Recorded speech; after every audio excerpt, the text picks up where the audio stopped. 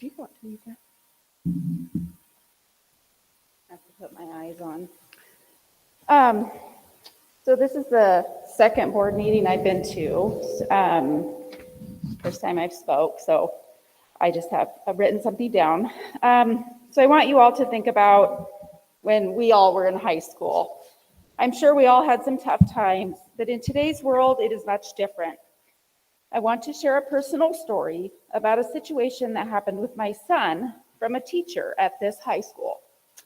Background: we all had COVID last year. We all recovered, but my son had some lingering lung issues.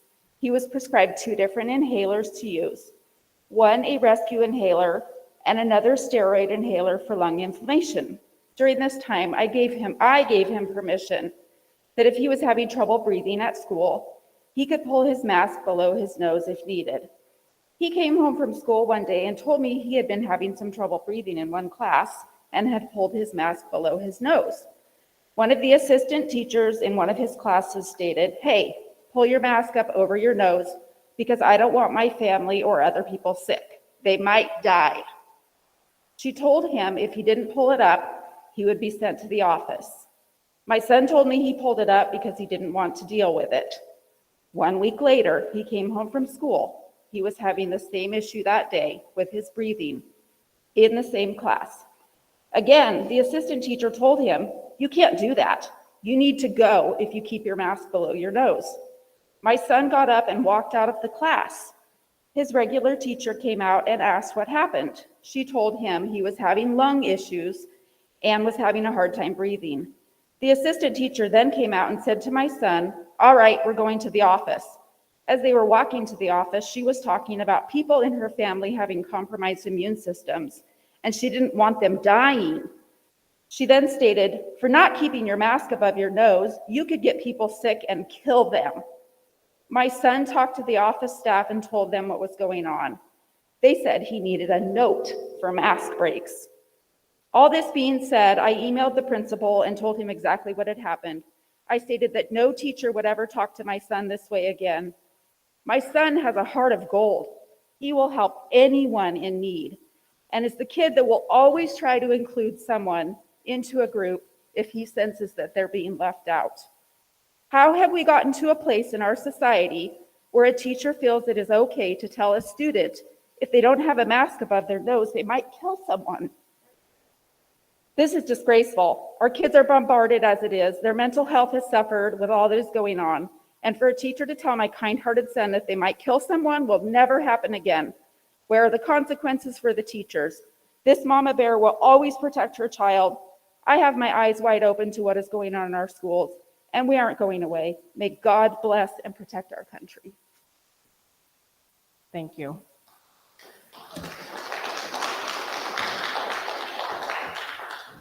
Jen Sosa.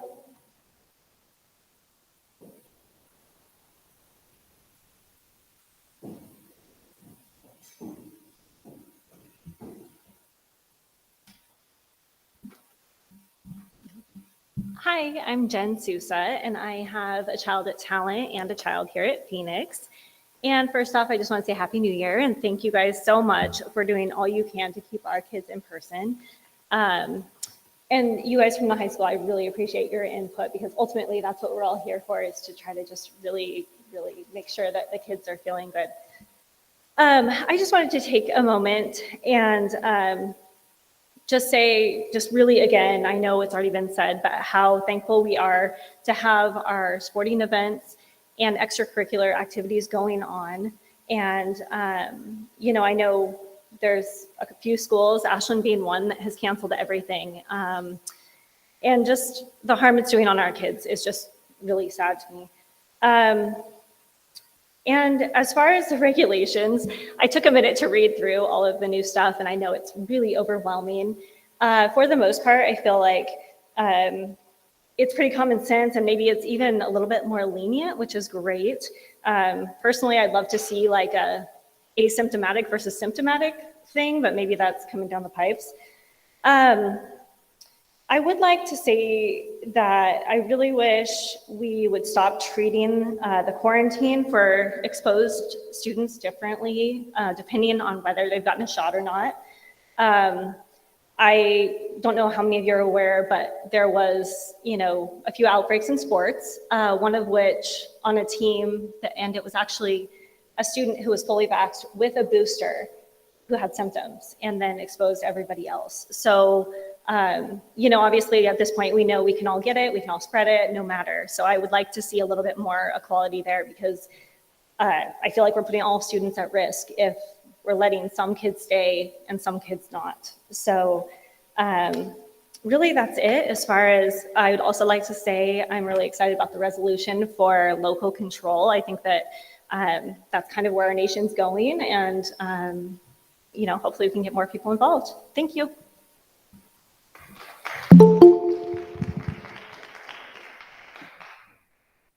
Aaron Parent. And then next would be Melissa Moody.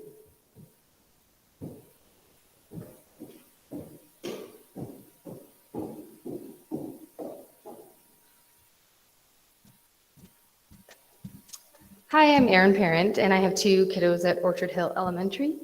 I just wanted to say thank you so much for doing this in person tonight. I know that I appreciate just being able to be here face to face with you guys, and I also appreciate each board member and your volunteer work, because obviously we couldn't do it. The school couldn't do it without you, so thank you. I just only have a question. I realize that you can't respond right now, but my question is, I know that a lot of our parents in the past several months and community members have asked questions, and I just know that there hasn't been a lot of, or any really response to any of those questions. Specifically the listening session. There was a lot of good questions and comments made there, along with a survey taken, and I haven't heard anything regarding the survey or the listening session. And so I would just love to hear responses from the board as a whole to some questions that have been asked, including the listening session. So that's all that I wanted to say. Thank you. Thank you. Melissa Moody, and then Zach Moody would be next.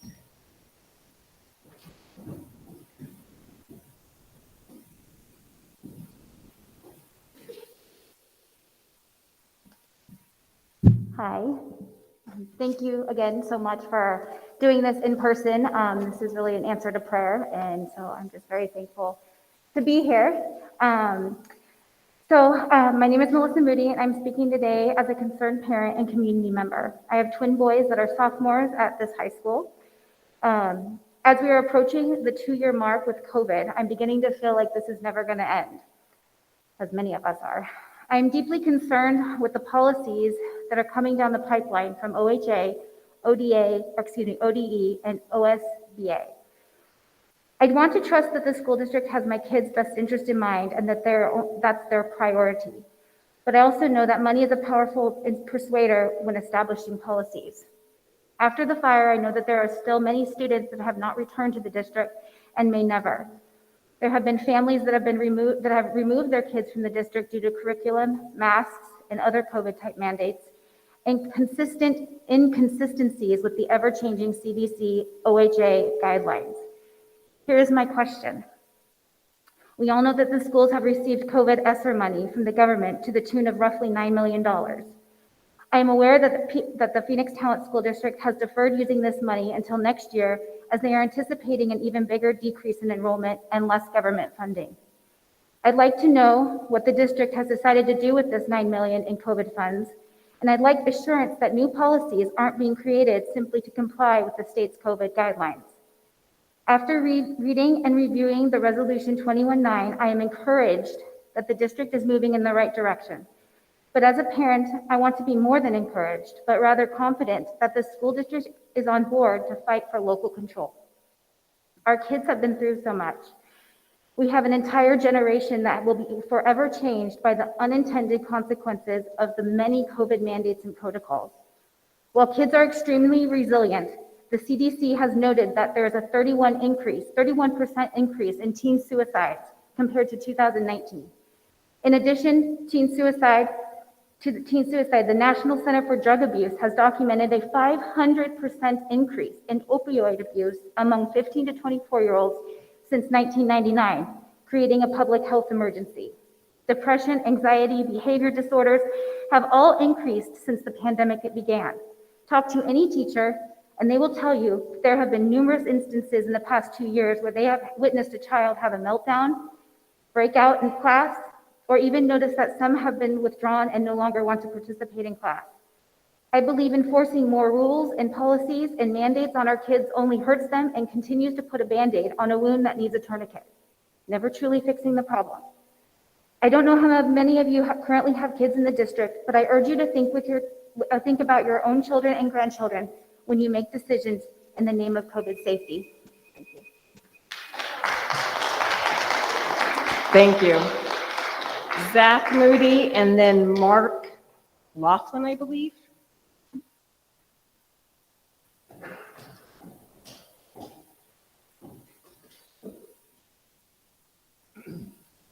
Thank you. My name is Zach Moody, and as my wife said, we have 2 kids here at the high school. I'm here just to really briefly just support the letter that the school district sent to the legislature about House Bill 2630.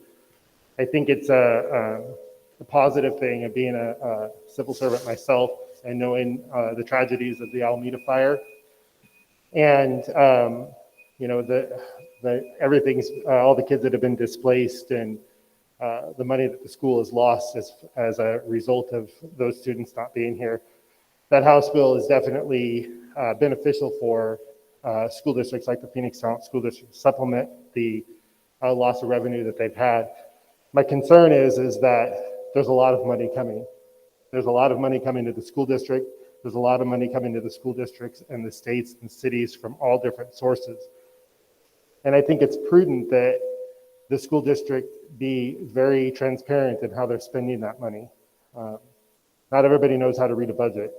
And I think as you start going into your budget year and you start allocating how you're going to spend the $9 million in ESSER funds and whatever you get from House Bill 2630, I think it's necessary for you to put all the cards on the table so that we can see what it's going to. $9 million is a lot of money to spend on COVID, whether it's COVID protections or COVID programs, whatever it is, it's a lot of money.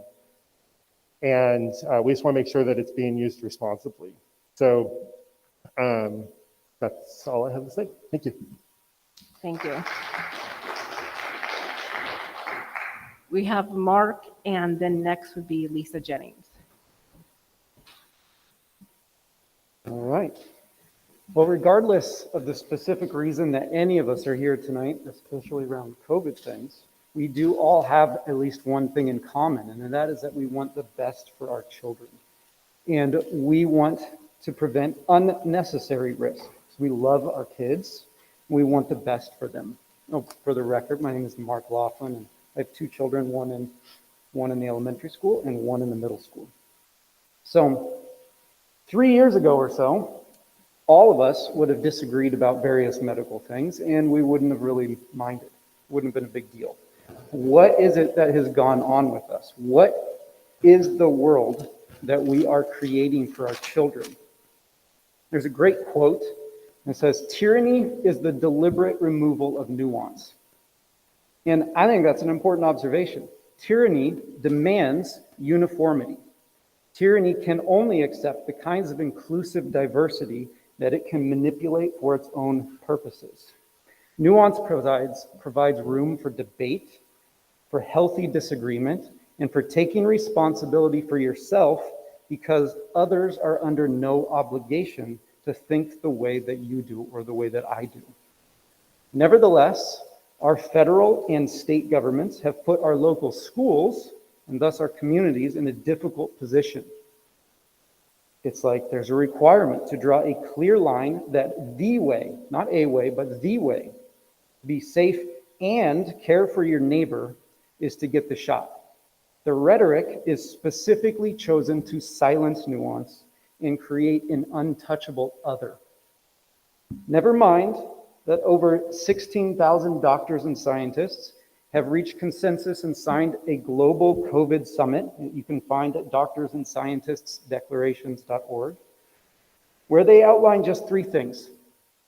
3 things that actually support nuance. 1, healthy children should not be subject to mandated vaccination. 2, natural immunity should be recognized. And 3, health agencies should stop interfering with physicians treating their own patients.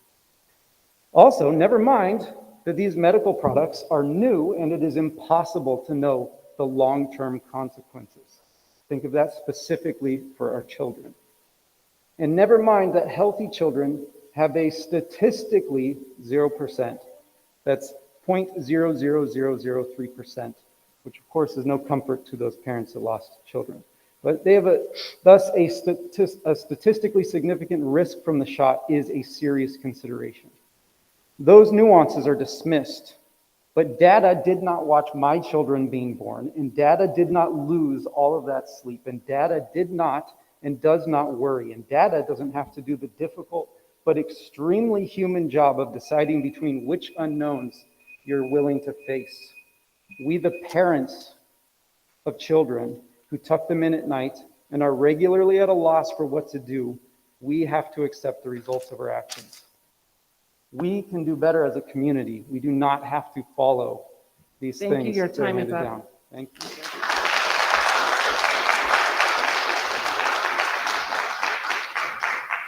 you. Lisa Jennings and then Lindsay Rusher.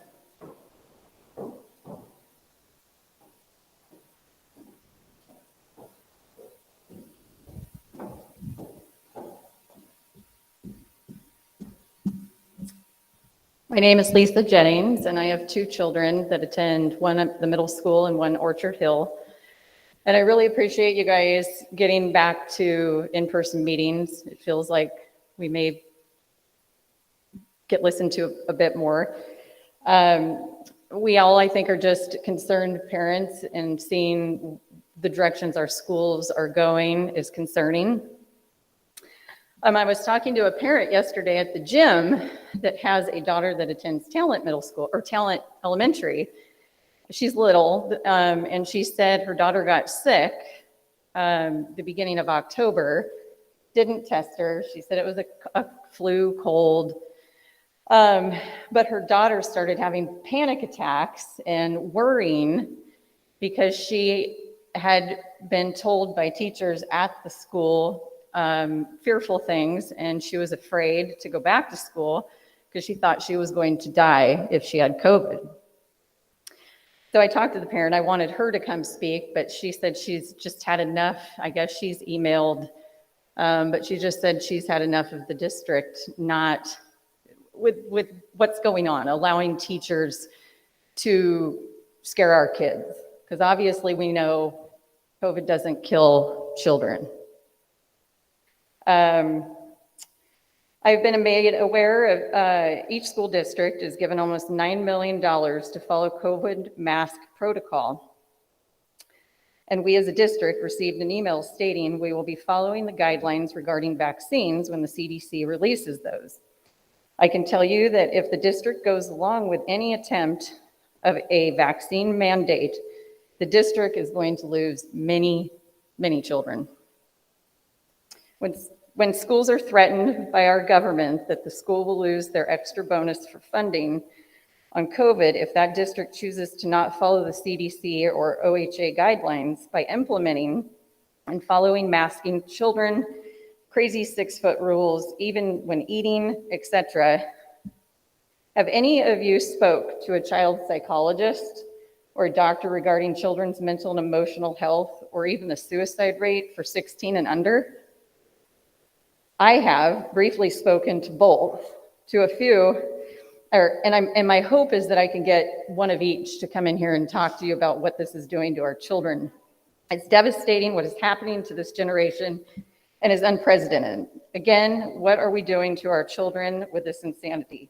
My wish, and it would only take one strong school district to have the courage to stand up and say, no, take your $9 million. We don't want it. Our children's mental, emotional, and physical well-being is more important than money.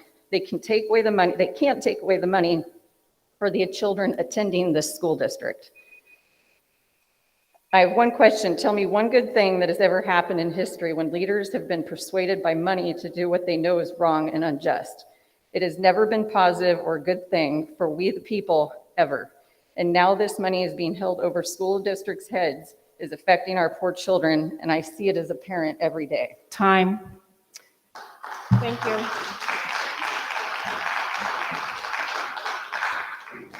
Lindsay?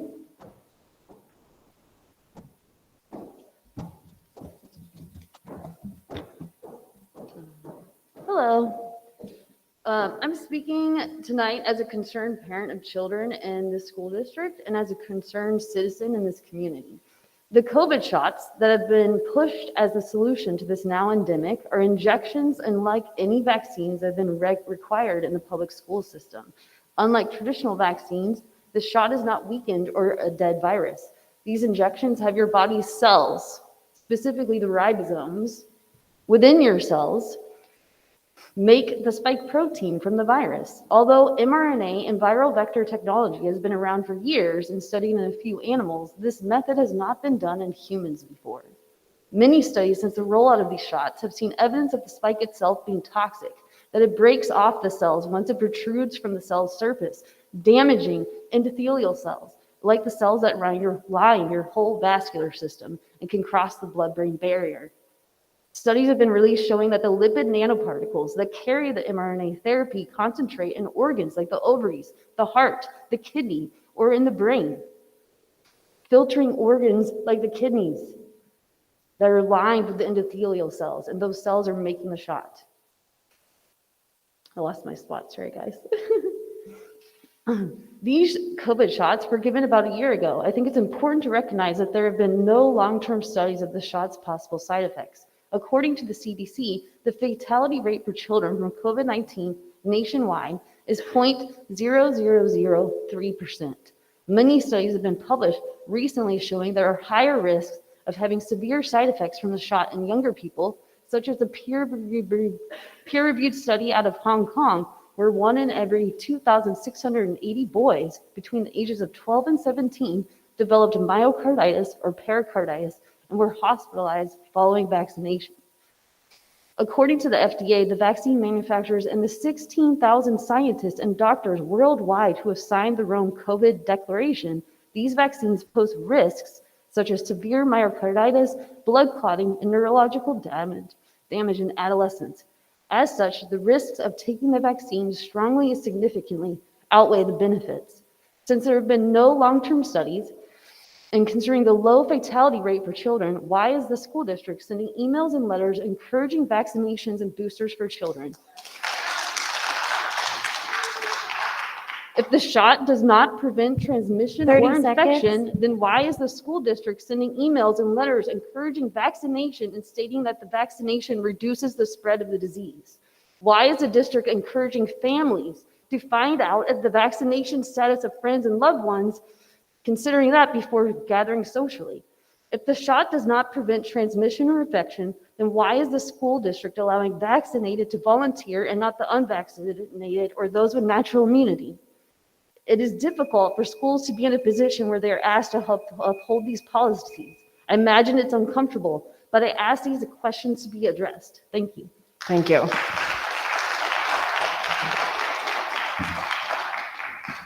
I believe that is all the public comments that I have.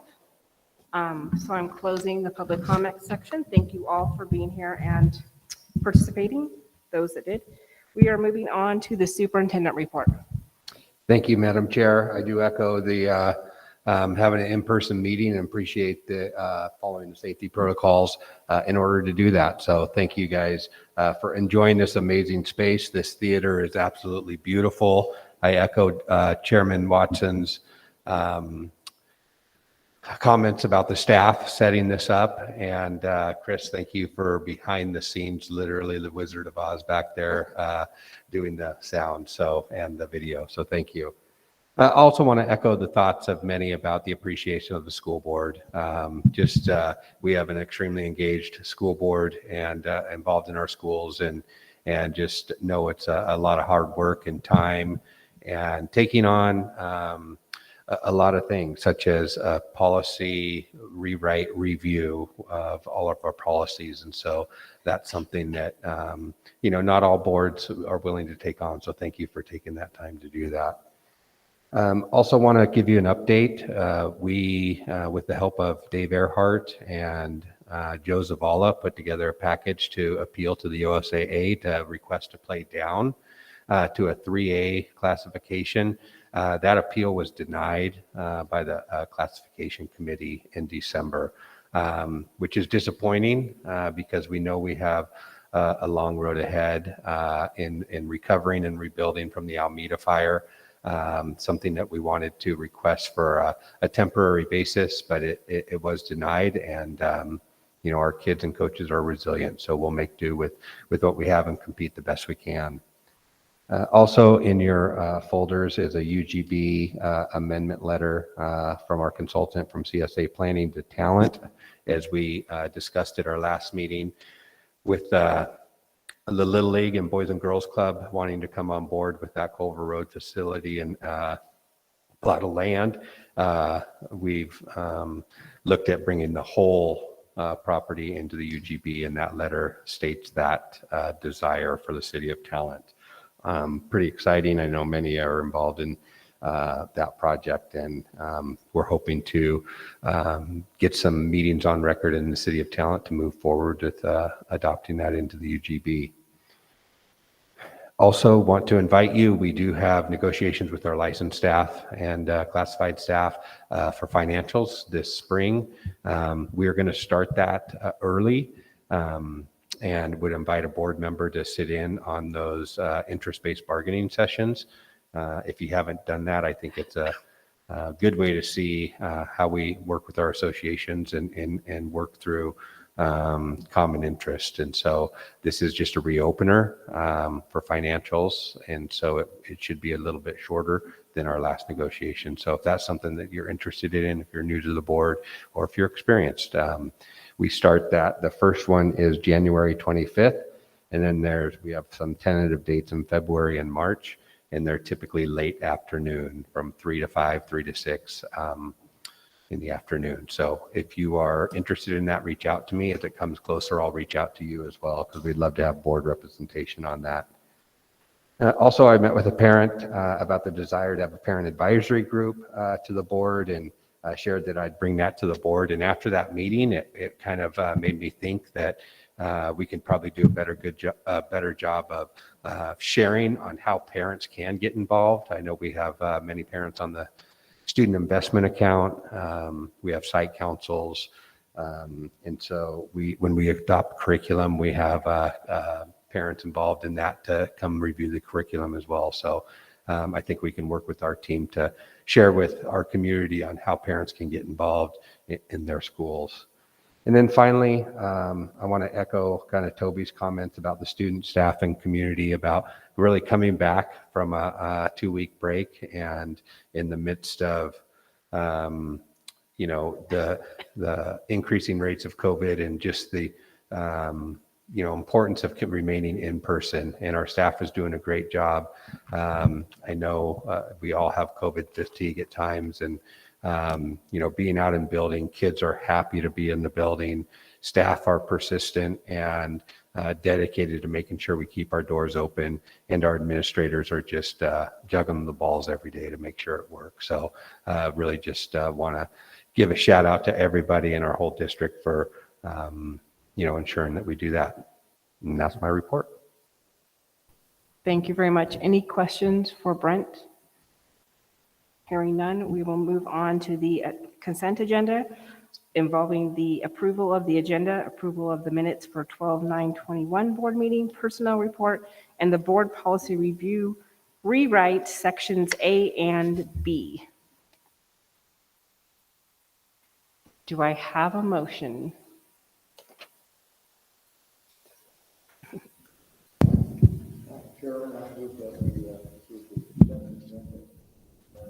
Thank you, Rick. I second.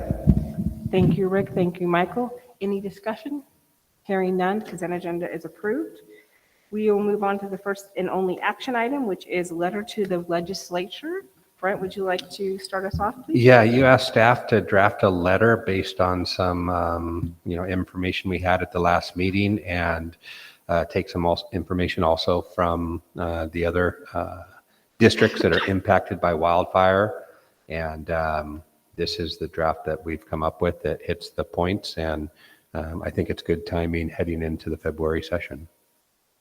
We do know that Speaker Kotek is probably not going to be the leader, Speaker of the House, and so we can certainly send this if the board approves that, and then make sure we send another one when the new leader or speaker is announced. Thank you. Any questions or discussion anyone has? Sarah? Sorry, I just have a question about the first sentence. It just feels a little awkwardly worded, so just maybe some tensing or something. September, your letter regarding HB 2630 gave us hope that we would receive stable funding over the next few years for those districts that were impacted by the wildfires. And I just feel like we need to tweak something in there so that it reads a little clearer. And it's just a couple of words, so we want to wordsmith that first sentence a little bit. Other than that, I like the letter, and I'm thankful for whoever put it together. Do you have any suggestions? So in September, your letter gave us hope we would receive stable funding over the next few years as one of those districts who were impacted. You know, one of the three districts, one of the,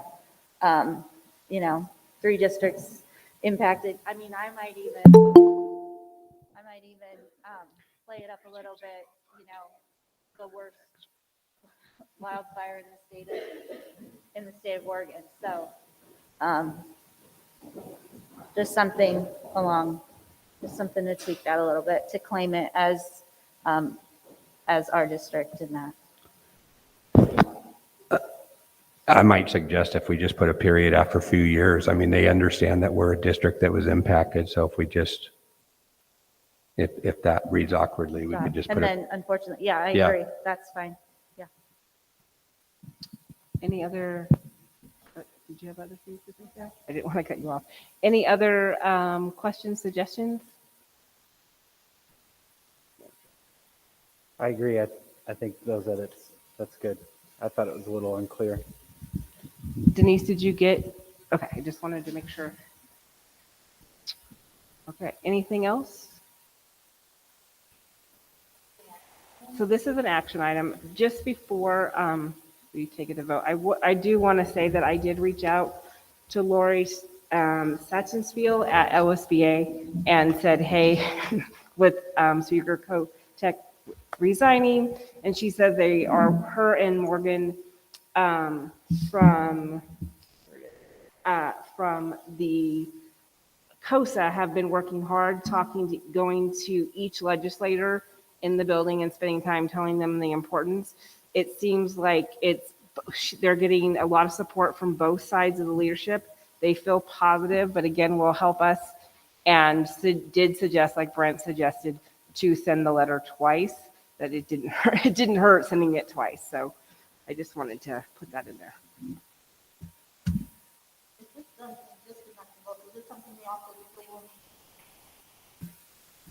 Yeah, once it's approved, we'll get signatures from all the board members. Any other suggestion or a motion? I'll move that we approve the sending of this letter with the small change to the first sentence. I'll second. Thank you, Sarah. Thank you, Rebecca. We'll put this out to a vote. Before I do, any discussion, Polly, I wanted to make sure, I think you're online. I wanted to make sure that you had a chance to speak if you needed to before vote. I'm good. Thank you. Sorry, didn't mean to yell at you. No, that's okay. We're just working out. Thank you guys all for being patient. We're just working out the sound nuances of this new meeting space. Okay. We'll take it to a vote. Nancy? Did we get a second? Oh, I thought we did. I'm sorry. Did we not get a second? Yeah. Oh, Yeah, yes, Rebecca seconded it. I was like, sorry, my bad. Thank you. Nancy? Yes. Rick? Michael? Yes. Sarah? Yes. Rebecca? Yes. Polly? Yes. I vote yes. The action item passes. Thank you so much, staff, for putting that together. It's so super important to our families.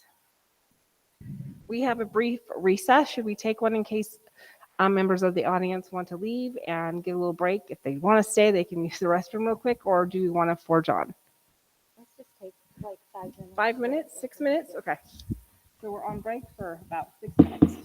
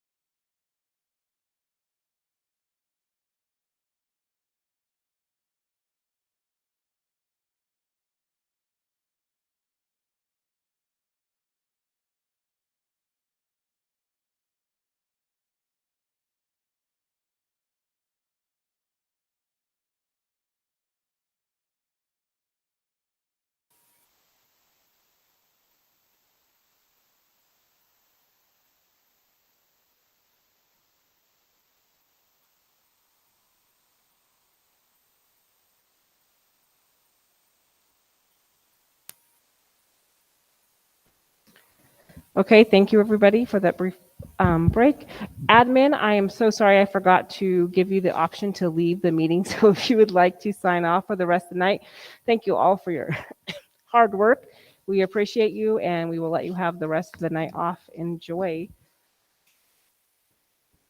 Next item on information discussion is fertility and bond updates. John, you don't get the night off quite yet. Good evening, Madam Chair and the board. I want to echo all of the admin staff about how grateful we are for all of your hard work. We wouldn't be standing in this space the way it is right now without several of you that worked on the bond, worked on the design, helped with outlining how important the design of this space was. John, can I ask you to be a little bit closer to the mic so Oh, is it not? Okay. here? I know some people had some hard time earlier. I have to adjust up. It's way too low. I apologize for interrupting. Is that better? Yes. Sorry about that. No. As I said, I wanted to echo everybody else's, what they said about how appreciative we are and just standing in this space, how grateful we are that so many of you worked on the bond and worked on the designs for this space. It is a great testament to the dedication and all the hard work that it takes to be a board member. So thank you very much. I wanted to just, I had included a memo in your blue folders about our accomplishments in 2021 and our goals for 2022. And I just wanted to briefly cover some of those. Obviously, the opening of the school at the beginning of the year, the high school, brand new. And then in December, we wrapped up construction on this space and the gyms and the seismic upgrade. And I think it's a beautiful school and very grateful for everything. The other one is PES. We did a big remodel there, a seismic upgrade, and that space has also turned out to be just great. And then ODP, we tackled that building. In the original 30-year plan, we were planning on surplusing that property at some point, and instead we used ESSER funds, put a new roof on it, new HVAC, paint interior and out, flooring, and now that building is set to last for years to come. So, and then facilities department moved into their new building in December, and it's incredible. And we actually hope to have an open house when the COVID spike dies down, and we can have all of you there to show you some of our new capabilities and what we've added to the district by keeping that building. As far as 2022, I'm not going to go line item by line item, but what I wanted to say is that over the last 5 years, we have increased our efficiency with the maintenance ticket system, and with construction, just putting in simpler things to maintain, polished concrete floors, things like that. Our goal this year, since we don't actually have any bond projects this summer, since we're holding off on seismic for TES and TMS till 2023, we're going to learn how to polish concrete on our own because we can do it for less than 1/10 the price once we have the equipment and the training. So we actually hope to learn it this spring and tackle TMS hallways next summer. We're also planning on upgrading our maintenance ticket system and an event planning for like the spaces like the theater, the gyms, things like that, basically to make everything more efficient, keep the communication level with the schools and maintenance and custodial all on the same page. And then also it'll have a public aspect, the events thing.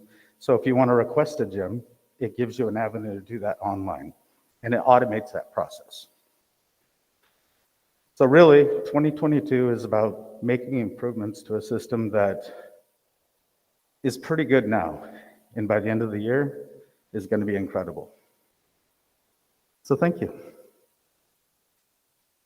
Thank you very much, John, and thank you for always looking to save us money or get us money or whatever. It seems like you're always either saving money or finding money somewhere out of the air. So thank you so much. Any questions for John? Thank you. Yes, thank you, John. Yes.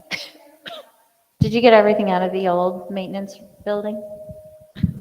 Yeah, I thought that was a beast. That's a beast, isn't it? How many decades of maintenance stuff? Yeah. I'm sorry, there was a lot of hoarders, so we are going to be cleaning it out for a little while. We are working on eventually taking that building down so that it doesn't become a safety hazard. Thank you, John. Next is the financial update.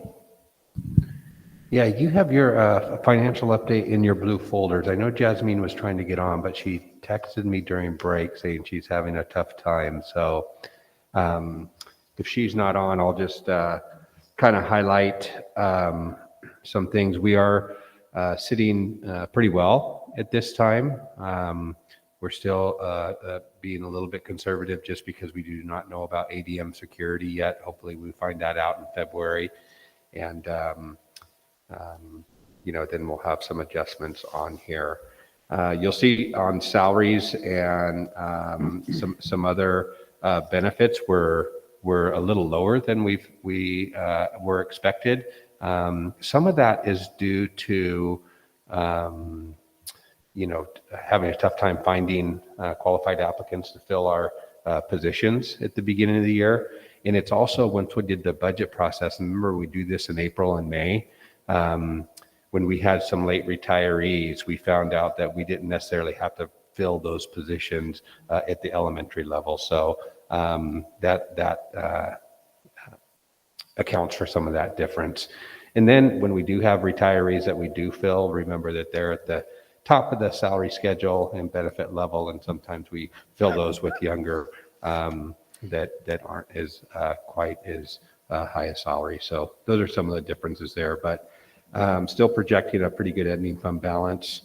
I'll let you know, and as you know, you just gave kudos to John on how he finds and utilizes the funds he has, the construction excise tax that is coming in. We really use those to help continue to manage update our buildings. And, John's really intentional about that. So, and that's looking pretty good at this point with some building going on and some excise tax coming in.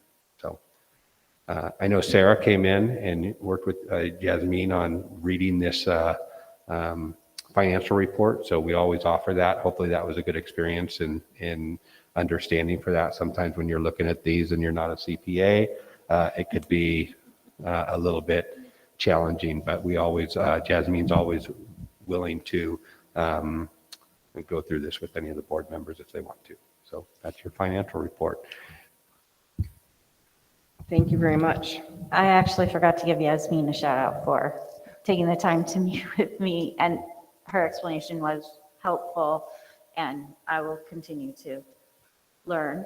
That's my goal for the year, learn new things, and one of it will be to look at this report and continue to understand it more fully.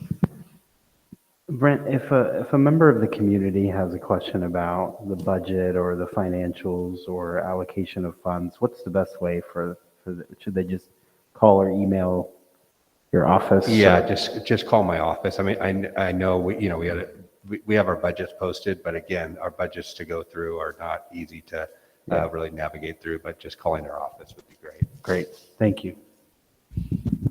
And then hi. Hi, Nancy. Another question that I have, is it possible for us to create some sort of a budget that is really easy and digestible for just folks to just see, very high level, nothing too intense? I think that would really benefit the communication and the trust between schools and community. Yeah, and if we have some suggestions on what that might look like, we could do that, but maybe I can have Jasmine work on that. Okay, thank you. Any other questions or suggestions or comments? Thank you. Those are all great ideas. I appreciate it. Next is legislation and OSBA update.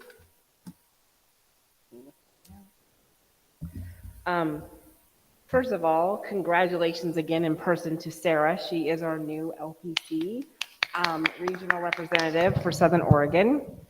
Unfortunately, our first meeting was supposed to be in person and it's virtual now, sadly.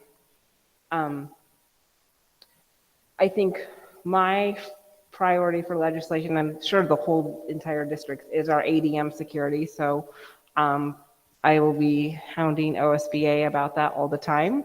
And please hound me if you have questions. And we'll be working with Lori on how to best support them to get this passed, as we just did the letter. So that's great.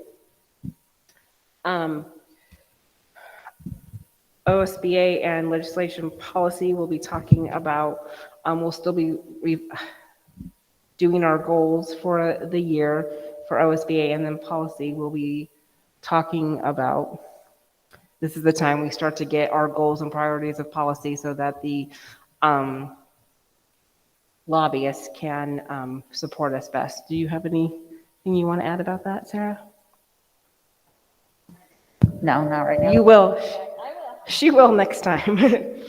And then OSBA Board of Directors did have a Zoom call with the governor earlier this month, and we were able to speak with our challenges in our district. And of course, I spoke up and stated some challenges and wanted to make sure that local control and my concern, she had mentioned that Jackson County was not the best with COVID right now, and I wanted to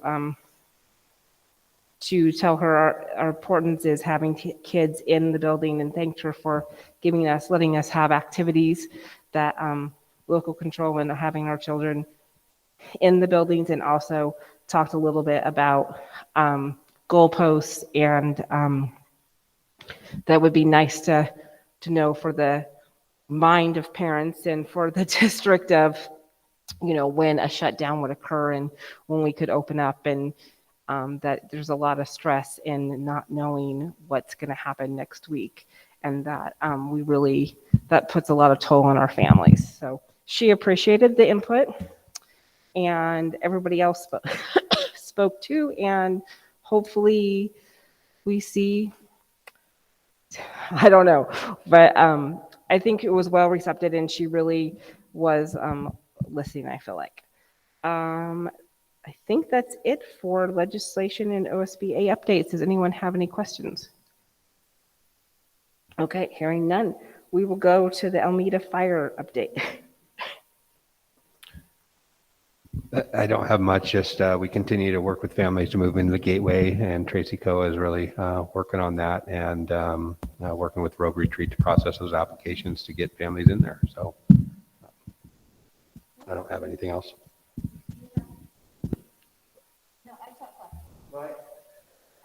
I just wondered what percentage of what percentage of capacity? So there's 53 units, and I think most of them are already set up, and we're approximately 20 families that have already moved in, with many on. We've streamlined that a little bit for the sake of everybody's time, and we have Wednesdays as our move-in days, and so really kind of gearing people up for that. We still have some communication, and DHS is working with families that are in hotels, and how long that support will last in hotels before they have to move from that emergency housing. So still working through that. But Any other questions or comments? Michael? I wasn't sure if you were going to speak or not. No, I don't really have anything to add. I mean, I think the Gateway project is kind of the big deal right now, but one of the things that I'll just share with the board that's on my mind is just continuing to work with, there's this sort of county-based regional meeting, and FEMA is involved in that, and it's kind of transitioned to more of a long-term thing, and it's once a month, and it's kind of a big meeting, and I'm thinking about how can we as a school district just bring that in a little bit and work with our local municipalities on ways that we can all support the rebuild effort and what that looks like. So just something that's on my mind, nothing official yet, but definitely want to make sure we stay involved in that, and any opportunities we have to just share the voice of our families and community and advocate for bringing our families back. So, and rebuilding our community. I know there's a lot of growth that's happened and in that area, and as you can just see it when you drive around town. But there's still a lot to be done, of course. So. I might just add on that note, we've reached out to the school district in Colorado that had their fires ripped through their region as well, and haven't connected with the superintendent there, but we'll be sending our thoughts and saying that we know what they're going through, and just reach out if they need anything. I know we relied on some people in the first few weeks and months, but as you can imagine right now, they're pretty busy with thousands of homes that have been lost in that fire as well. So we'll send that from the board and the district probably tomorrow or early next week. Thank you for doing that. Anything else? Moving on, we'll go to diversity, equity, and inclusion. I'm not sure if Nancy or Polly or Brent want to speak, or if there's been meetings. I can speak. We had a meeting last week, or it might have been earlier this week. No, last week, and kind of set some priorities. We're going to some of us last year were in a book study, Leading for All. It's about inclusion, and with special education students, in West Lynn is a leader in that, and it's right here in our own state, and it was really eye-opening. We have a lot of parts to the foundation, but I think it is something that to raise awareness on how important that is. And so the elementaries are going to be leading the book study with general ed staff and seeing how we can move forward. We know that's not a 1 year or 2 year goal. That takes time and intention to set up. So excited about that. And then for the middle school and high school, working with DL Richardson, who is with the SOESD, and working with our staff on some tools on how to make sure we're addressing some behaviors and some, whether it be racial comments or derogatory comments, and making sure the staff feels comfortable to make sure they're addressing that on the spot, and it's fair and they're comfortable doing that. So that's what we're doing at the secondary level, and that'll be happening over the next few months. Anybody else have anything to add on this before I move on? Okay. Thank you all for doing all the great work on that. Strategy for legislation session ADM. Did you want to start us off, Brent? Sure. We need a strategy to make sure we, I think we have done a lot already. I mean, this letter is one thing. Pam Marsh wrote the bill, and it has a lot of support and bipartisan support, which is good. I don't think we can be comfortable with that. So I think, I'd welcome any other strategy, or when these bills come up for public comment, or encouraging our, families to write in on how important it is. I might say Joe Zavala hire, it was amazing. He's our communication specialist, and he's amazing. So whatever the board wants to do as far as communication to the legislature on how important this is, I think he can put something together to get families to do that and make sure we're communicating with our families as this process goes along. So that's all I have. Thank you. Michael, did you have? Yeah, they have, I was thinking about this the other day. They have those, we get them a lot, actually, the emails where it has you choose your area and then it narrows it down to who your representative is.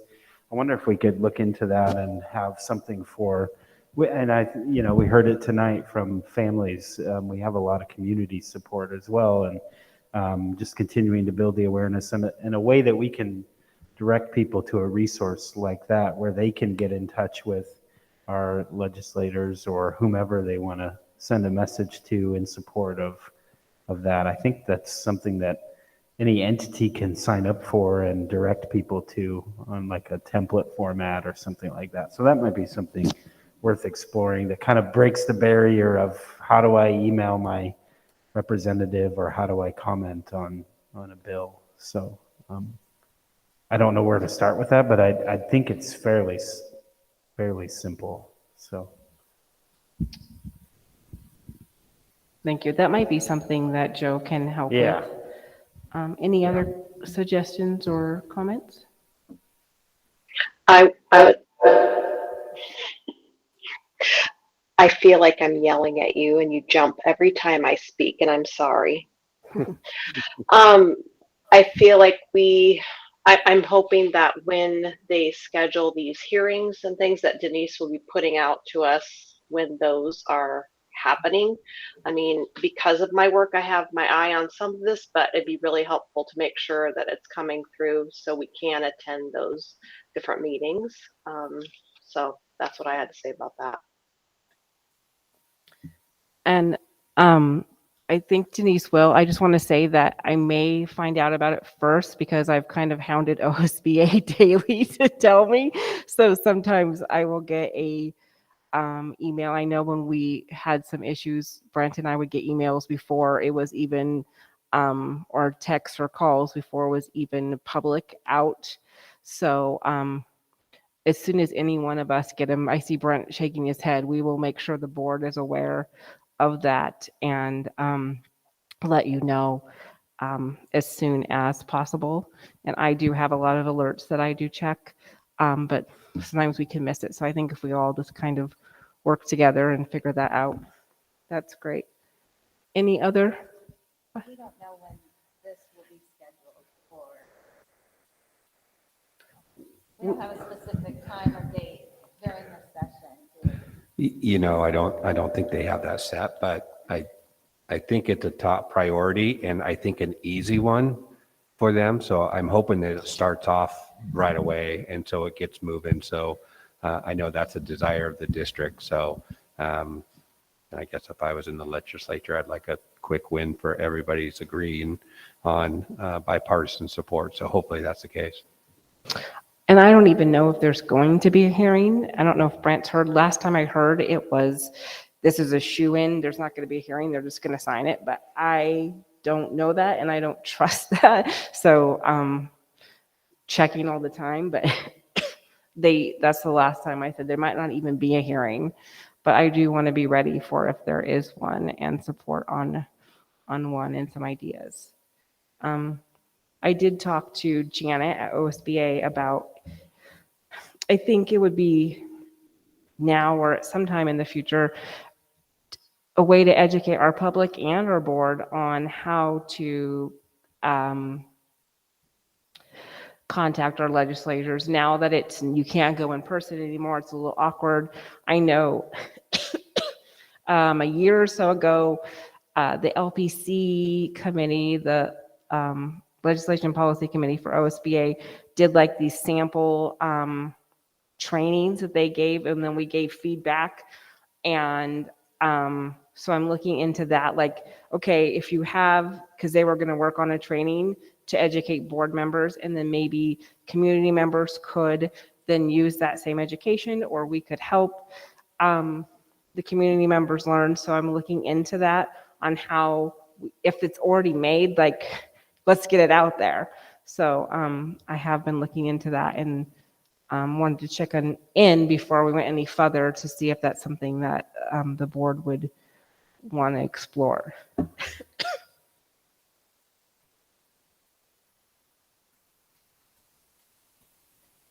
Any other questions or comments? Okay, Brent and Denise, do you have clear direction? Okay, I just wanted to make sure before I moved on. Next is resolution 21-9, and it should be in our packets.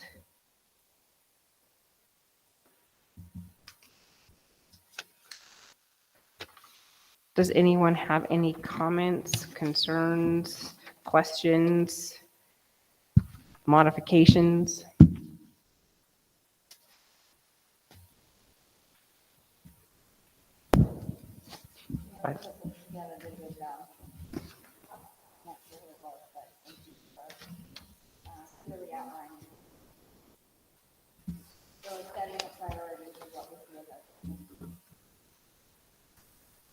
I think for me, this might mean a lot of different things to a lot of people.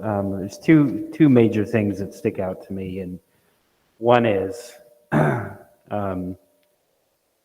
think one thing we've all had to learn the hard way is it's difficult to have predictability in the midst of, what the last 2 years has brought us, and especially our district with the fire added to the mix of the pandemic. But we are a district that practices trauma-informed care and practices. And just understanding the importance of whatever predictability we can provide in unpredictable times is super, super important for our families. So that's one thing that stands out to me. And the other thing is that I think a lot of people have expressed over these last few months in particular is having some sort of goalpost. What are the metrics that give us a runway to be able to make our own decisions? And I think for me, as we knew that the Omicron surge was coming, I was really concerned about the heavy hand of the government again coming down and telling us whether we could or couldn't hold in-person school. And thankfully, so far, that seems to not be the case, and we have been able to make those decisions. But I think if we've learned anything, that isn't always the case. So, that's what it means to me. This might mean different things to different people, but I also think it's appropriate to just commend the effort of the staff of what's happening in our schools to be able to still have in-person school and be able to still have extracurriculars. And, it's tough, but we are getting through it. And we just want the ability to continue to have that local decision-making. So that's what it means to me. And I don't know how much weight it will carry, but I think it does show our community too that we do value the ability to make our own decisions, and that we are more than capable of protecting kids and making sure that they have what they need. Thank you. Anyone else? I want to chime in, but I don't want to hurt your ears. I didn't hear what Sarah said because her mic was not on. So if she could repeat what she said, I would love that. And then I maybe can share after that. Sorry, Polly. That's okay. I just said that I thought it was well written and just appreciated whoever from the staff or Dawn put together this because just on the piggyback of what Michael said, it really does target those things like trauma-informed care and anyway, so I just commended whoever put it together. Okay, because I'm a newer member, I don't really know what the function of a resolution is. So it's like, okay, resolution 101. I kind of spoke with Denise today and we kind of went over what the last resolutions that were passed in July, what those looked like and what they were about. It seems like the first part of this is all contained in what we have in our policies, that it's already existing. Those bullet points that are before, like what is to be resolved. So that was my takeaway from that. I don't know if that's part of it or if that's necessary. And then I also had a question about, like, what do we feel maybe as a board, and also hearing from our community, what are we trying to remedy with this resolution? I'm looking for some clarity and understanding on that.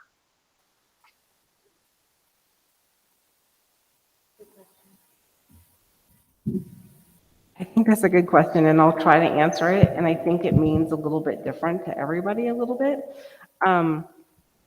When I first brought this at the last meeting, it was something that's being discussed by other schools and the public, and talked if we wanted to have something. For me, it just shows our stance on what we believe. And I feel, again, I think staff for really reflecting our school and showing that trauma informed and the challenges we have. I know being on statewide, every school is advocating for something different.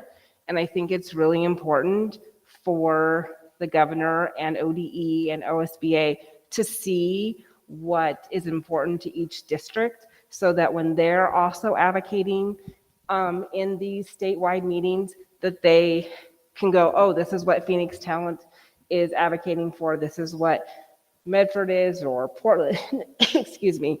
And so I think for me, it's important to have a stance on paper. So when people are helping us advocate for our district, they know what can help us, and having something in writing, and being able to refer. So for me, that's my take on it, but there's probably other takes in the room, so I can open it up.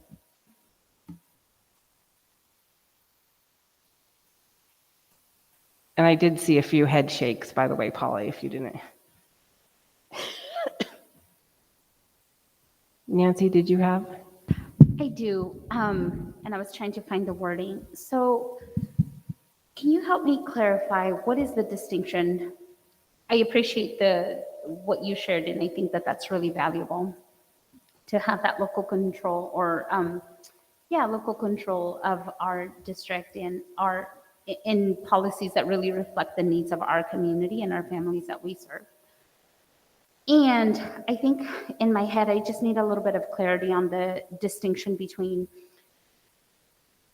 if we're following the guidelines from Jackson County Public Health, they're following the guidelines from Oregon Health Authority, which, tell me how that is different between like local control and not local control, I suppose. That's a great question, because Michael and I have had this discussion, and Michael can jump in, but it seems like local control has so many meanings now. Right. And that was our discussion, is some people say, well, local control, and then it kind of like, well, we're listening to the health department. In my mind, that's why I'm asking for a goalpost, so that and that was one of my concerns with the governor, is if Jackson County numbers are really high, I want to be able, of course, work with the public, but it'd be nice to say, what is the safe number of cases? What's a safe, let's have some goalposts so that we Like, what's the know. threshold between, that will differentiate us from a different county? Right. Okay. Well, and maybe it wouldn't even be county. Maybe we could, I've seen articles in the Mail Tribune about schools and COVID cases. Maybe it could be up to the school. I know, and Brent, correct me if I'm wrong, we got an exception or exemption to have school because of the fires, and we were open the most days of all the schools in the Rogue Valley, but had the least amount of COVID cases. So I think data like that should support schools to stay open, not just data of, this is my own personal thing, so I'm sorry, but, and not just data of what the county is doing. So that's kind of what I'm thinking. That's really helpful. And I do appreciate this time to have this discussion because there's like a lot of lack of clarity in my own head. And maybe those are the pieces that need to be included into this, like explicitly written into this, right? That we're looking at local data to make determinations based on the decisions that are going to be taken, because as you're saying, local control can mean a lot of different things, and then it's up for interpretation of various numbers of individuals. And for me, that was a piece that was a little bit unclear. Also with OED, or Oregon Department of Education. Goodness, I have way too many acronyms in my brain. You know, like our role is to uphold those policies, and how does it differentiate, or how does it look different between the things that are being written? And I do also strongly believe that it's really important that we listen to the families that we do get to serve, and then how is there that opportunity for that input to be taken into consideration when making decisions for the people that are present and the people that are not present, voicing their concerns and needs and questions. I think that is a very good point, and it's something that has been brought up, like, what are the opportunities for our community to give input on this? And maybe that is something that I can work on, and Joe can let people. I haven't seen any opportunities that are open to the public. ODE, they were sending out surveys at the beginning of this, and and OHA was, and there were some other opportunities, but I haven't seen those opportunities in a while. And so thank you for telling me that. That's next time I have a chance to advocate, I can add that. That's very helpful information. Thank you. Yeah. And this is complex, and it's not an either or, it's not a this or that. It's so much more complex than than I can fully understand right away. So I appreciate the time and energy in making it a little bit more clear, because I'm sure other people have a ton of other questions as well. Don, what was the district that had like 17 kids at their high school or something? And you don't have to name them, but what was the situation where do you remember what the... So Michael and I were in this regional meeting, and me also being the regional OSBA representative, Pinehurst, who is up by Lake of the Woods, up in the mountains, right? I'm blanking on the exact location, but they have 17 kids in their district. And I also spoke to the governor about this, and 5 of them have unenrolled due to mass, so at least 12. But then if each family has 2 or 3 kids, you're talking about 4 families that are actually in the district. So quarantine precautions when they all live in a rural, small community and go to community gatherings, and they all go to birthday parties and football games, it's a different situation than a school with more people. And again, that's where local control would be nice, because what works for us does not work for them and vice versa. And again, that's something, I don't know if that's something we need to advocate for, but it's something important to know and talk about, that each district has their nuances, and that's one that Pinehurst has. Yeah, I think it was a good example of how one size does not always fit No. every district. So, yeah. And just FYI, Pinehurst is in Ashland. Pardon, what did you say? Oh, yeah, it's outside of Ashland. I'm still blanking. What's that resort is that? Yeah, the Green Springs. Thank you, Sarah. Polly, did we answer your questions, or are you still more confused? It does help to talk about this for me. I guess I just have from my own personal work for the state of Oregon and data that's there and seeing what's happening. It's just interesting to me to see this type of discussion and imagining how they could figure out this for each individual place. I don't know how they would do that.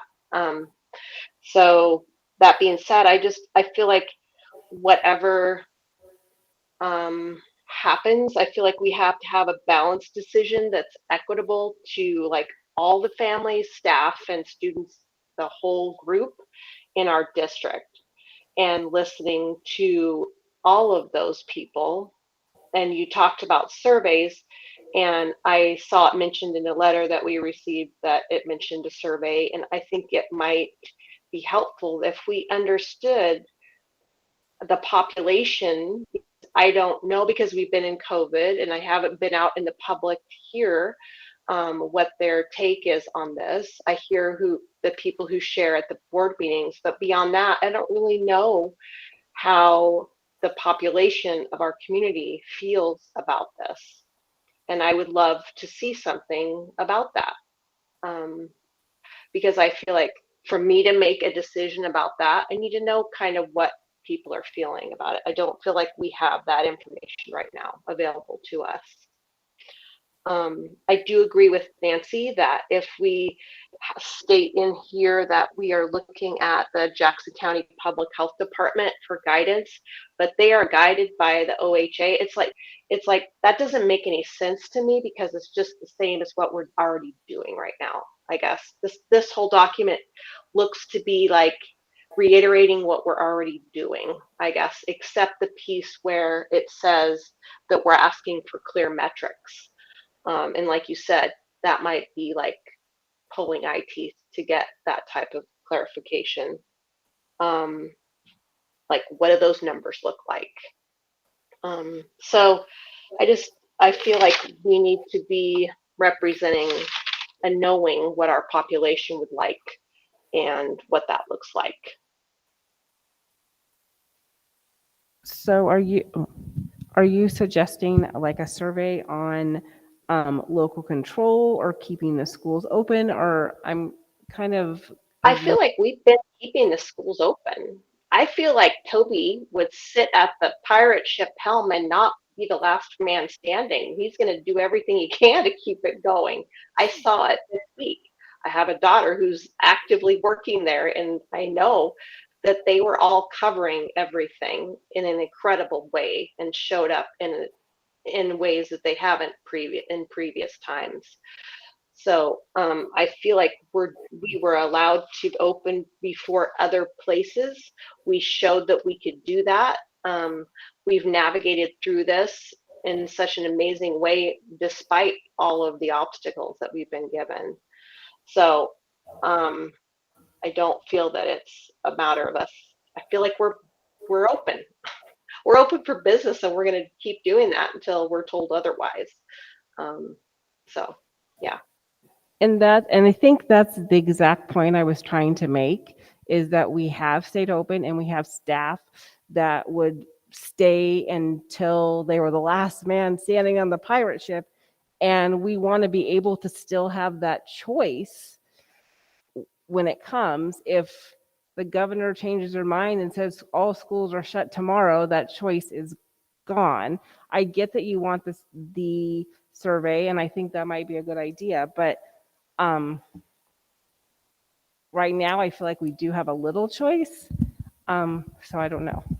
I think we sent out some surveys to families the end of last year. Yeah, we've done some surveys, and I might want to just clarify too. Just, you know, we've this resolution is about local decision making, and I don't think that, I think people may get confused that, like, if there's local control or local decision making, that all mitigation measures are going to be, you know, eliminated or something like that. And I think that's something that gets wrapped up in this. I think there's it's deeper than that, and really having you know, local decision making at the helm, and making sure that we're working with our county health department. I'll give you an example. there was a lot of confusion from CDC to state to local, quarantine, the new quarantining. And we worked right away with our local Jackson County Health Department and felt like we had a good plan. And it was actually put on pause a little bit until we got, some state guidance. But we felt like we could do some safety measures and do that from what we heard at the end of December. And it just paused us a little bit. So that's kind of an example with that. So it's definitely working in conjunction with our health experts as well, and kind of navigating forward. So just wanted to make that clear. Thank you so much for clearing that up a little bit. Michael, did you have something to say? No, I think I don't think I have much to add other than just logistics of where we go from here. I think this item's already on an action item for the next agenda, and so I just appreciate the process.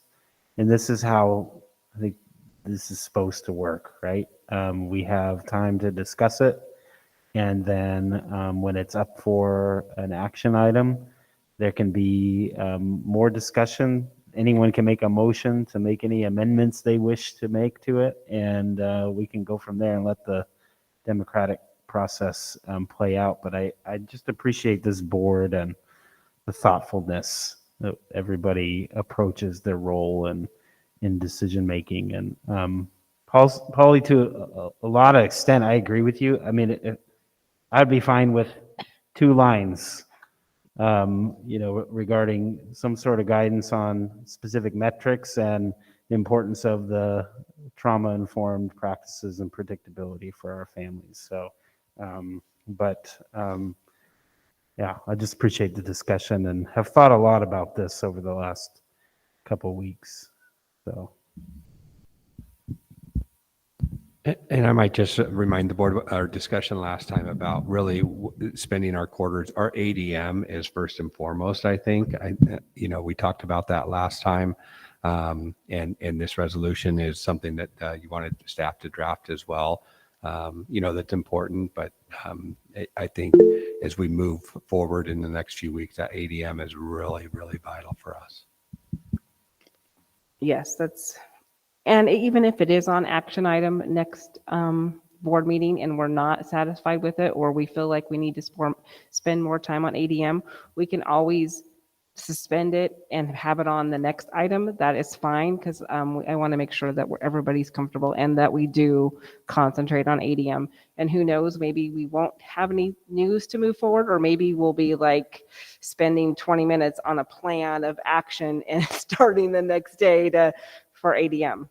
So anything further before I move on? Okay. Thank you all. That was a great discussion. Criteria for, for evaluating the superintendent. That is in your packet. I know some of you, this might be the first time you've ever seen this. Brent uses this to form his goals and his work during the year.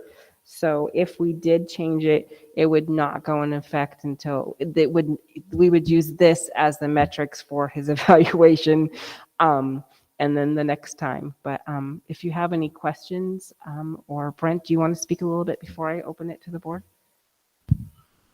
Yeah, I'll just share. We've been using this for many years in this district, and I'm comfortable with it and know it. And like you said, I've set the goals around this. So yeah, I feel like this is a good tool. Does winning the superintendent of the year, is that an automatic pass, or how does that factor? I kid.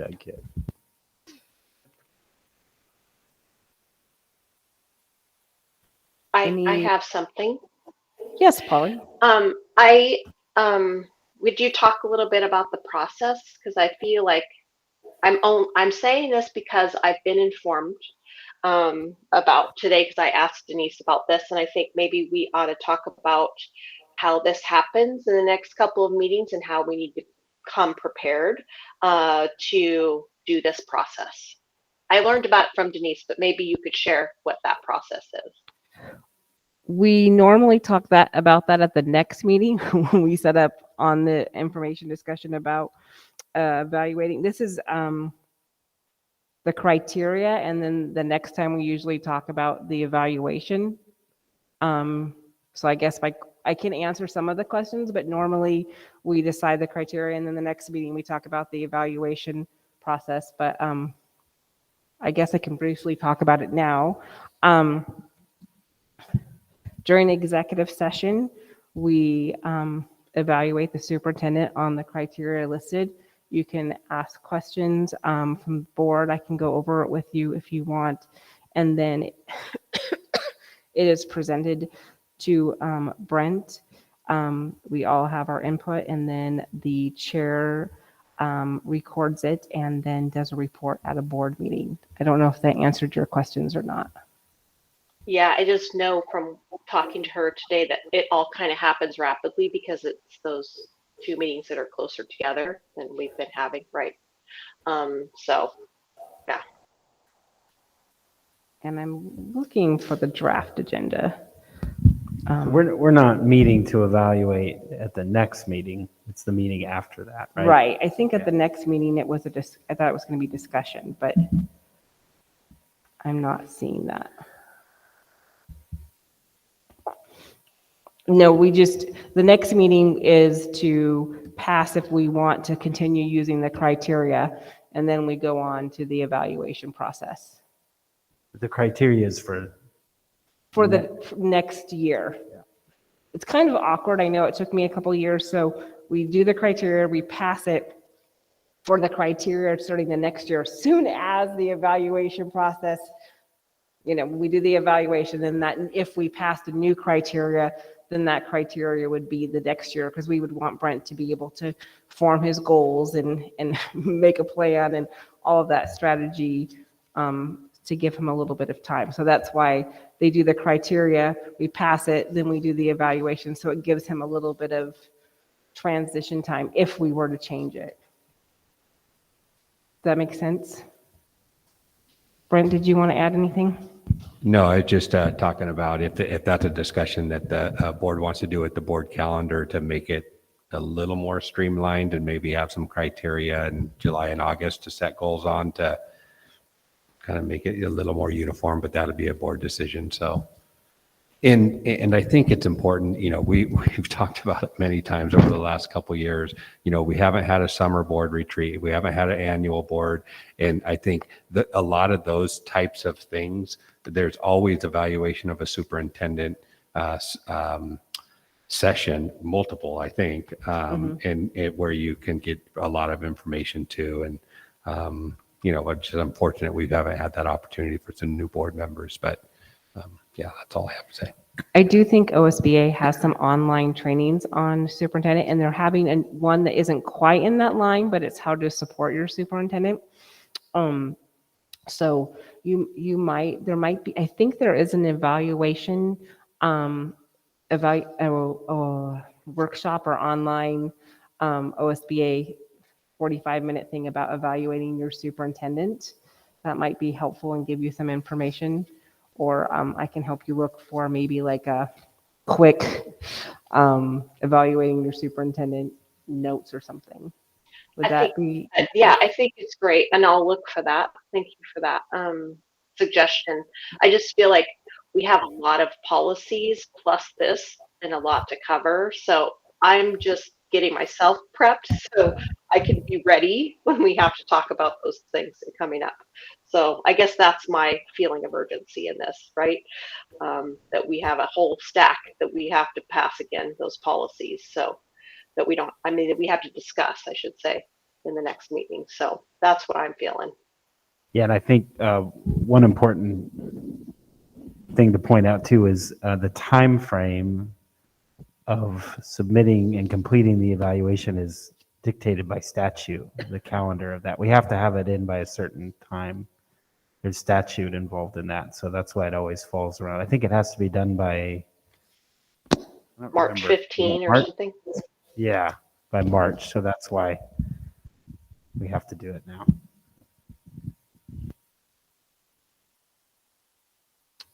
Okay, any other questions or comments?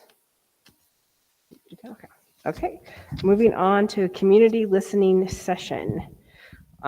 We had one, and we talked about when we started the first one to maybe have them quarterly or a certain time, and we were going to discuss having more at this time, so it's on the agenda. So I'm opening up any discussion on that.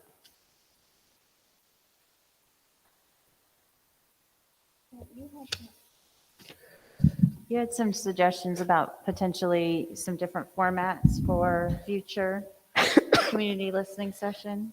I did, and if you want me to go first, I have notes. I kind of I like. picked you because you had none. Oh. I've been watching what other people are doing and kind of been looking. A couple of things. I think that it's important.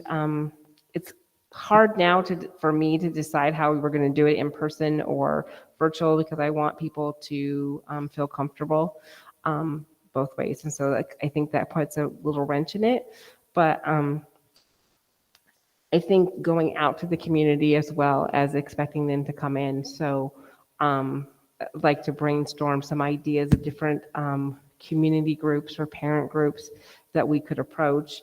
And Brent and I talked about this a little bit, and also see if we're going to reach out to different groups, if we need the entire board to reach out, or do we feel comfortable having a few board members reach out to several groups so that we can have more input during a smaller session. So I don't know, that's one idea. Another idea is if we're going to reach out to our community groups to where they're at, what about reaching out to our staff at maybe an in-service day or when they have like a monthly staff building meeting or something, excuse me, and reaching out to staff and not expecting them, because I know right now they are covering way more than their normal duties. And so how could we listen to them and have their time mindful is a kind of a question. So these are more like ideas than solutions. And then I've seen different virtual meetings. Some of them were small group breakouts, and one school district had it where the members of the community could have like 5 to 7 minutes with 2 board members in a virtual room and a staff member to take notes. It wasn't really a conversation back and forth, but it was them feeling comfortable to be able to tell their story or to be able to express their feelings, because sometimes people don't feel comfortable saying it in a room full of people or online. So those are all kind of another concern. This is my last one, I think, is that if we had a facilitator, OSBA announced today that they are putting everything back virtual. So if we did an OSBA facilitator, like we did last time, going non-virtual might be a challenge. And I know that we've used other facilitators in the past, and I believe they are all only doing virtual facilitating. So I think in person is awesome. I am glad that we got this in person, but I think a challenge of in-person community listening would be finding a facilitator to do that. And I think it's important to have a facilitator. But that's just my 2 cents. So I'm open to what everybody else thinks. I like the possibility of doing a hybrid model. I mean, this works, right? We have people in person, and then it gives people the opportunity to make a choice that feels best for them. We've done it. We continue to do it every time we have a board meeting. So I think that can be a simple solution. And then another possibility is going to the individual schools to do the listening sessions. I know that the board, I wasn't here when that used to happen, when the board used to go to the different schools and hold meetings there. That might be nice, just to create and foster that comfort and connection to that school already. So that might be an idea. Mm-hmm. But I think that I would hope that we can move forward and that we can provide a hybrid model to support the community in whatever they feel most comfortable, whether it's in person or whether it's virtual, because we've been able to make it work really well. I think. And I'm happy to support, and I'm happy to support the planning and the logistics pieces of this. Thank you, Nancy. Polly? I think it's important for it to be accessible to where those meeting them, where those people where they're at, and also having the language addressed. I haven't heard that mentioned, and we have a huge population of Spanish-speaking people that we need to make this accessible to, and those people were strongly affected by the fires, and I don't hear those groups like I would like to. And I think that's really important for us to address that. I can't believe I said it before Nancy, but I did, because I feel strongly that way. Thank you, Polly.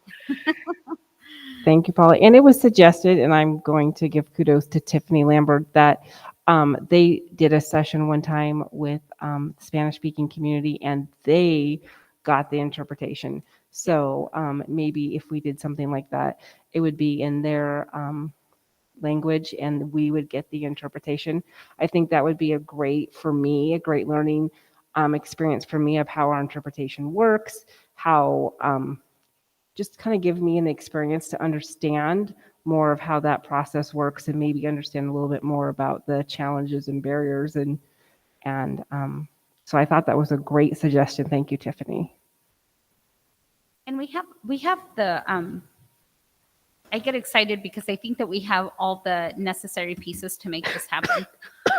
We have interpretation equipment, we have the technology. I mean, we've been doing this for quite some time, so I'm excited. I'm excited to start planning and bringing some solid options for people to choose from. Okay. Brent, and I'm going to kind of put you on the spot. I apologize. What would be helpful? What other information would be helpful? Would a small committee be helpful? What would be helpful for you and staff to help us achieve this next step? Yeah, I think that'd be great to get a few board members to really consolidate what was said here and have some options heading into the spring about, doing some outreach. So that'd be fantastic. Okay. Yes, Michael? One of the things that I think would be beneficial, I love opportunities to hear from the community. I think those exist at every board meeting also. So I like the idea of very specific goals in mind that we want to accomplish with a community listening session type event. One of the things that we heard tonight is just helping the community understand the financials and the budget and how that works. And spring happens to coincide with budget season as well. So I wonder if there might be an opportunity there, in particular with relief money and things like that, as we move towards adopting the budget and helping the community understand some of the, break down some of the more complexities and simplify some things related to budgetary and financial things, if that might be something, or just to hear, some priorities in maybe a less formal way than the budget process would be something I'm certainly interested in. So just a thought. So I have a question just for clarification, and whoever's on this committee might. So are you thinking of like a two-part, like maybe an education type part and then a part where community members could ask questions? And if so, my only thing is if they have like particular questions, like how do I read this line? That's one thing, but particular of explain this. I would want staff to be able to be prepared. So I think that had to be thought out. Maybe they could send their questions ahead of time or something. And then, or maybe we could have a two-part, I don't know, but that would be my only concern is some of these you have to do a lot of research, not research, but you know how it's not a 2-minute answer. It's maybe a 15-minute answer. Yeah. Um, Yeah, I mean, we can certainly discuss, work out the details and logistics. But, I think we attempted to have a listening session, and then I've heard people express frustration that they don't feel like their questions were answered, or, so I also think it's good to be thoughtful of that, of how we can make sure that people feel like there was benefit to it. So, yeah, I think we could discuss those logistics. Maybe it looks like a learning and give people an opportunity to formulate thoughts and questions, and then whether it's in the same session or a follow-up or something like that, but just to help clarify some things. So, I mean, we certainly want the budgetary process and financials to be clear to as many people are interested in understanding it. And so that seems like appropriate course. So, yeah, but I don't have all the answers on logistics and specifics now. It's just spitballing. I didn't expect you to. I was just throwing some things out. And I think that's a great suggestion to do it before the board, before the budget committee. Normally we don't have, or in the past, we haven't had a lot of audience members or anyone speak public comment at the budget. And it might be because they don't understand or are able to know what questions to ask. So I think those are really good ideas, and thank you for bringing that up. Any other discussion? I think I heard Polly and Nancy wanted to be involved in this. Is that correct? Yeah, I do have something that I feel like we've been talking about these dates for a while, and we have this virtual way of meeting with people right now. We need to just set a date and let's decide what that topic is and run from there. Let's get something on the board that we can work toward and decide what that is, and not spend too much time trying to figure out what. Maybe the first one is to follow up on the last one and answer questions that were brought up. Maybe those are the topics, the highlights for the first one. Okay. Just a suggestion. So you're suggesting a community listening session answering their previous questions? Would you answer the previous question and their current? If the public in general is not feeling that we answered the questions that were at the first, or they were never addressed, then maybe, hammering down what those are and have those be the topics of that listening session. I don't know, just a suggestion. I just think we need to put something on the board and go for it. And I agree with that. I think that it can be frustrating as a community member to ask a question or get some clarification and then feel like you're speaking just into a vacuum. And I know that staff has answered questions that came up and have posted FAQs on the website. But I think during that as a board, we said we want to hear from you, and then to just leave those unanswered is really just not respectful of having that space. So I love the budget idea of going over that and helping to be more transparent in that. And there was a suggestion one year at OSBA of like a what is board service type of like thing where you give a little bit, and it almost seems like a board 101 type of thing, or school district 101 type of, this is the information. And so somewhere maybe along those lines of what a board role looks like and the responsibilities and things that we can and can't do, tying along in with a budget kind of conversation. But I agree with Polly on let's answer the questions that came up the first time, and maybe offer some sort of presentation or cheat sheet like Nancy recommended for budget. And also agreed, let's get some dates on the calendar so that the community recognizes that this is important to us. So I just want to be clear, because I actually feel like a lot of questions that were raised at the community session were answered in various forms. I just don't think that everyone who attended that knows where those answers happened. So a good example, I think, is there was an FAQ developed after that listening session and posted to the website, right? It's not a traditional exchange of question and answer that I think most people are used to because of the manner in which a board has to operate as, we don't have any individual authority. The only authority we have is when we gather as a quorum to make decisions, right? So just to clarify that. So I think it's just important. Maybe one thing we could do is just continue to clarify and set expectations for how people can get their questions answered. And I think one of the things that's often underutilized is working with the local people at your neighborhood school, because I know that these staff, we are in a state of crisis right now. So we all need to give each other grace and patience. We're just trying to do what we can to cover classes and keep school in session. But I know that principals want to answer your questions. Brent's here to help. There's ways to resolve questions and issues without having to wait for a board meeting to come and ask a question that then is, just logistically, it's just a different method of communication, right? So usually if you have a question or concern, hopefully you can get that resolved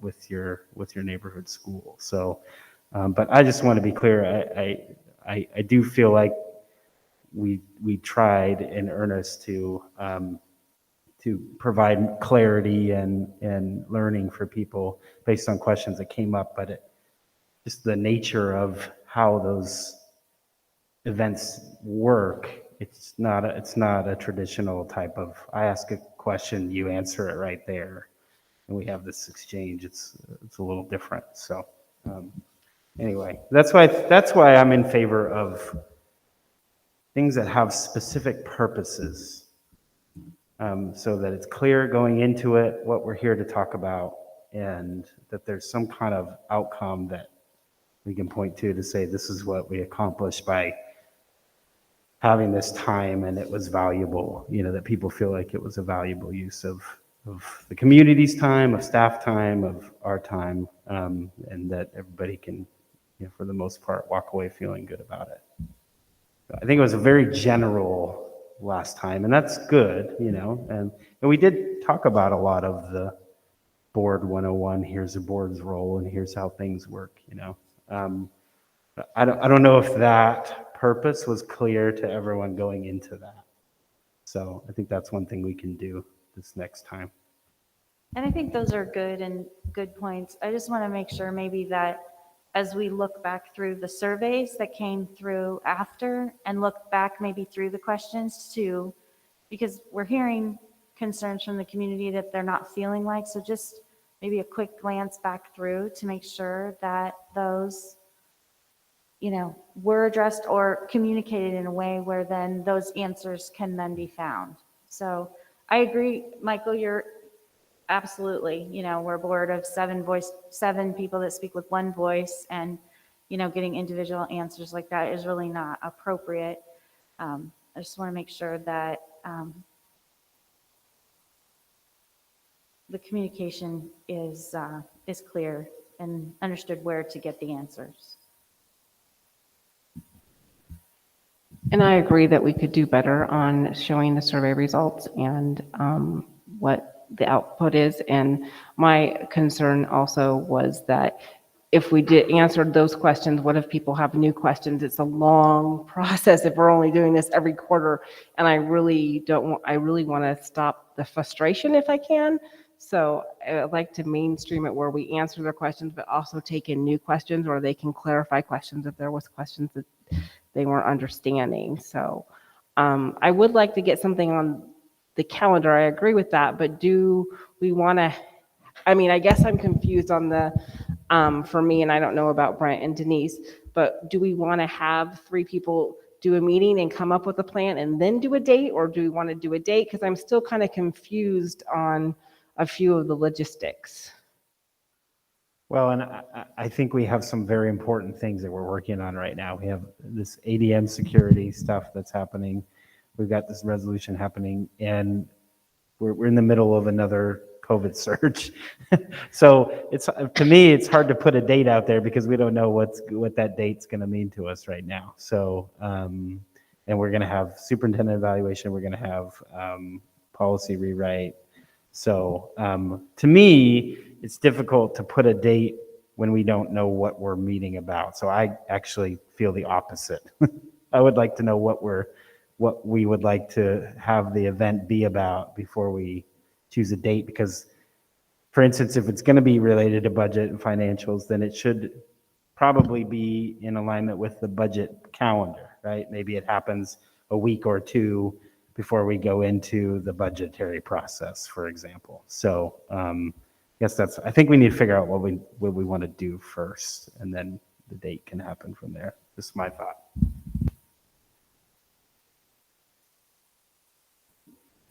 I actually have the opposite.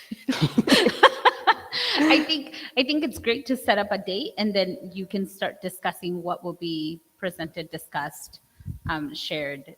You can then plan it out, but it might be really helpful, because I think otherwise we'll just continue to spin on this idea of what are we doing, when are we doing it, and I'd like to get something set up and then start to work towards that.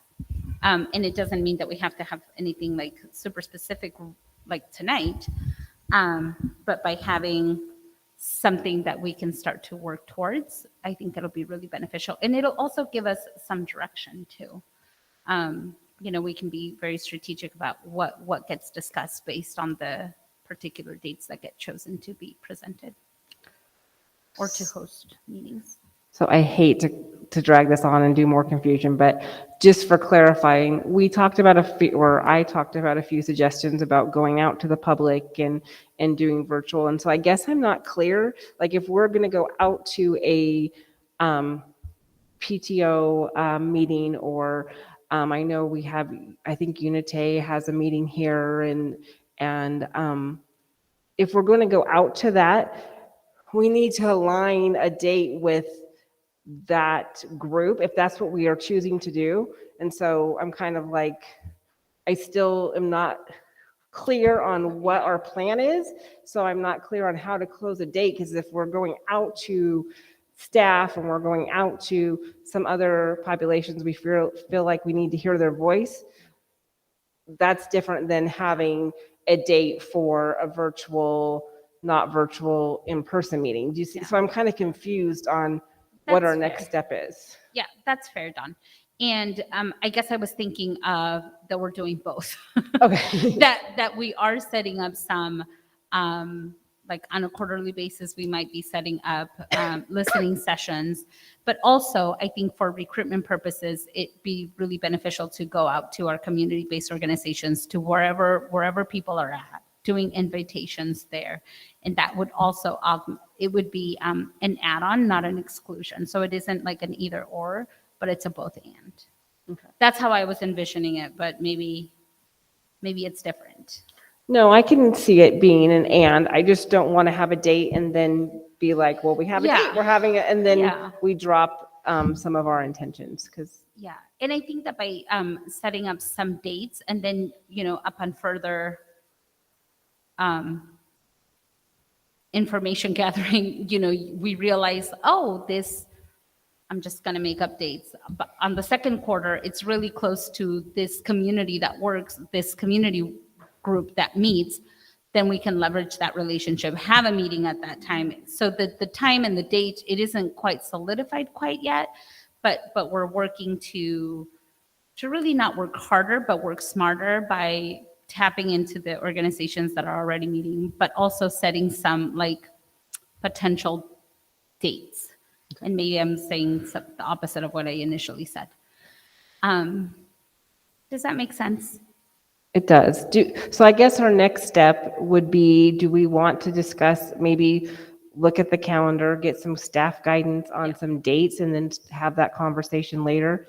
In the meantime, do we want to set up a side committee for, I know we can have up to 3 board members to discuss a little bit, to kind of work out some clarity, and then have like a path that we can tweak or agree on for the next meeting? I'm seeing nod heads. Am I on the right track? Yes. I do I like the idea of the hybrid and going to the people. I just don't see that that is in the cards right now with the OSBA not being in person. That would be really hard for, I think, for the person running the meeting if we were all there and they were on the computer. I've seen it done successfully, so in my head, I'm like, oh, it works. But it's a fair point. Okay, can we move on? Well, right now we have Polly and Nancy, and then is there anyone else that wants to be on the committee? I would like to. I'd like to be on the committee as well, unless there was someone else who wanted. I don't want to take a third spot if someone else was interested in doing that. And I agree with me. I'd like to get a day on the calendar because I feel like if we just say we're just going to keep doing it, then we kind of need a line in the sand. And I agree with you on and there's opportunities to sit in on a meeting and just listen and then bring a report back to her, similar to what Nancy and Polly are doing with the DEI committee and bringing back a report similar to what you do with OSBA and what we'll do with LPC. It's just an opportunity for us to be in the community and then share those, Almeida Fire updates. I mean, we have this regularly anyway, so it's just another opportunity for us to get a fuller picture and see what the community is thinking about and talking about in relation to, what does local control mean to them and just having those conversations. So I agree with Ann, and I would like us to try to see if a hybrid date, what is OSBA looking at, where they're scheduling and getting a date. Because if we're going to ask for a facilitator, we need to find out what dates work for them and then start having the conversation based on that. Correct. So I think that'd be something that we would work on for next meeting. Yeah, I was going to suggest that because we have a lot going on the next few months, so we're going to need to really look at what obligations we already have on the calendar, and we're not going to be able to do that tonight. So it's going to have to be. My suggestion is we look at the next 3 months or something at the next meeting and see when we could add it to the calendar. Agreed. And just a reminder that we have negotiations open for 2 board members to join as well if they want. So we don't want to overwhelm them with all the board policy and all of that. So I think it's important. We'll just, I think we've talked enough. If not, let me know. And then we'll just discuss it with some dates and a little bit more research at the next meeting. Okay, I've seen head nods. Very important stuff. And so now is review of the next agenda. It is in your blue folders, the regular. If you want, as always, if you have any suggestions or changes, you can let Brent or I know. We meet the week before the meeting to discuss the agenda. Anything else of importance before I close this meeting? Going once, going twice, hearing none. Thank you, Polly, for joining us virtually, and everyone else for in person and virtually. Have a good night.